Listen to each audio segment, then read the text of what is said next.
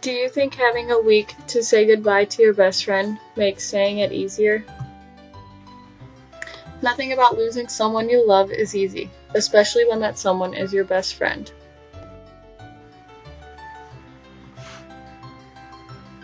On the first day I met Ebony, my mom brought her to the house and let her run inside.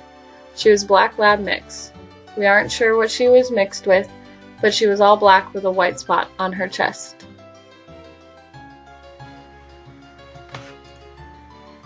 It was Easter morning, and I had a cup of jelly beans on the ground in front of me. Ebony didn't even look at me. Instead, she stuck her nose right in the cup and helped herself.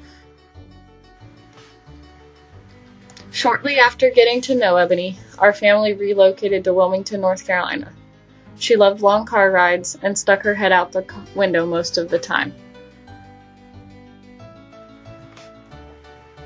She loved to feel the wind on her face, with her ears flopping up and down. We loved when people would get a giggle out of seeing her head sticking out the window. When we got here, her favorite place quickly became the beach. Ebony loved jumping in the waves, laying in the sun, and rolling around in the sand. Ebony was the center of my family's attention. She was spoiled rotten.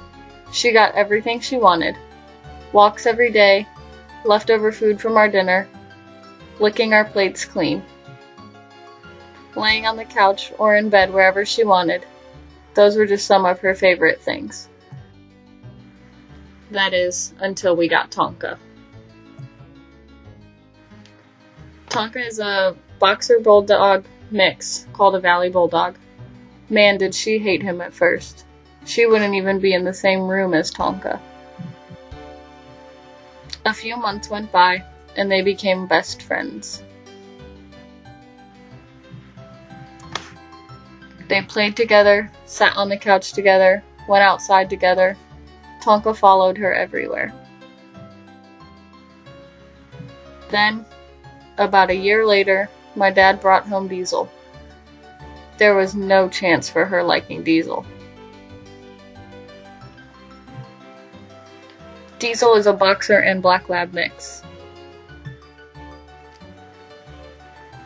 She eventually tolerated him, but didn't love him like she did Tonka.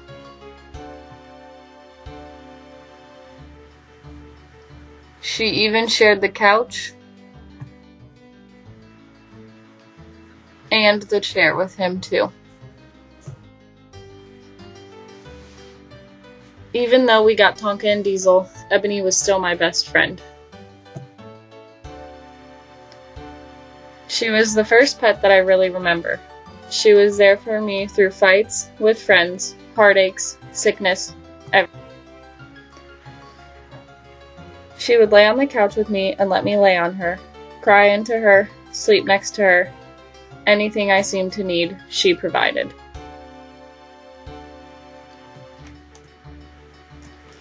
On April 1st, 2015, I took Ebony to the beach.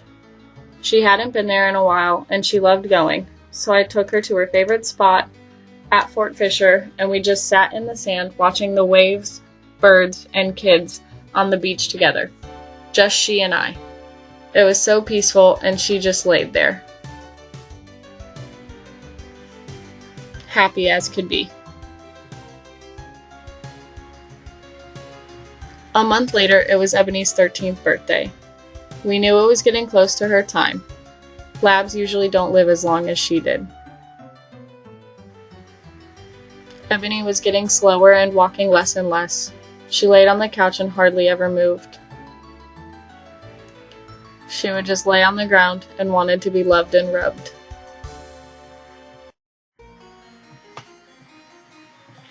Two months later, she stopped eating.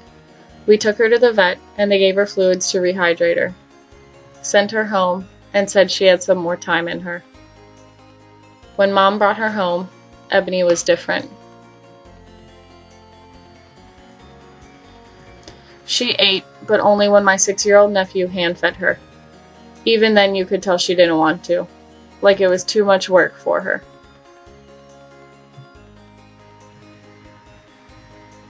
Ebony was home for a week before it was time to really say goodbye.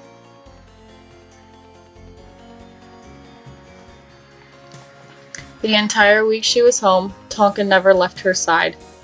For 5 years, Ebony raised Tonka, took care of him, taught him everything, and when she really needed him, he was there.